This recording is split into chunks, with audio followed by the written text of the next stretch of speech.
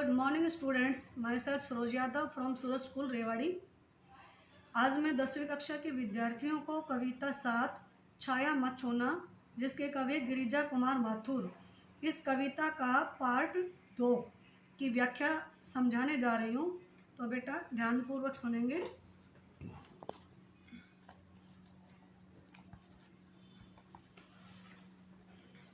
देखिए बेटा, यश है ना वैभव है, मान है ना सरमाया।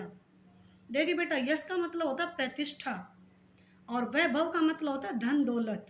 मान यानी इज्जत, सरमाया का मतलब होता है पूंजी। जितना ही दौड़ा तू उतना ही भरमाया। प्रभुता का शरण बिंब केवल मृग तृष्णा है, हर चंद्रिका में छिपी एक रात कृष्णा है। जो है यथार्थ कठिन उसका तो कर पूजन, छाया मत छोना मन होगा दुख दोना।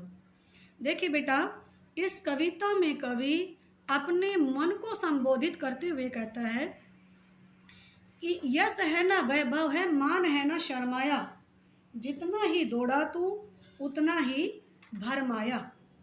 इस कविता में कवि कहता है कि मनुष्य के पास कितना भी धन दौलत, प्रतिष्ठा, मान सम्मान और पूंजी आ जाए, उससे उसका मन कभी भी नहीं भरता और वह बार बार जितना ही दौड़ा तू उतना ही भरमाया, और वह हर बार उसके पीछे भागता रहता है। प्रभुता का शरण बिंब केवल मृग तृष्णा है। देखिए बेटा, प्रभुता का मतलब होता है बड़प्पन, और मृग तृष्णा, मृग मीन्स होता है हिरण, और तृष्णा का मतलब होता है प्यास। यह जो प्रभुता है, ये बड़प्पन है, उसकी तुलना मृग यानी हिरण की प्यास के साथ की गई है। कहता है कि प्रभुता का शरण बिंब केवल मृग तृष्णा है।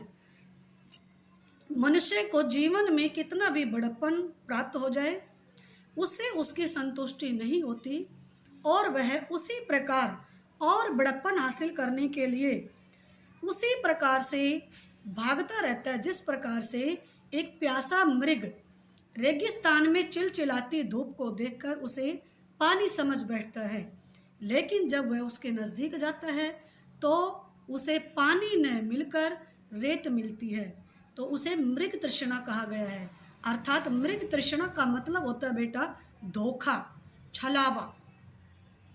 हर चंद्रिका में छिपी एक रात कृष्णा है। देखिए बेटा, चंद्रिका है सुख के दिन और कृष्णा का मतलब होता है अमावस्या अर्थात दुख के दिन।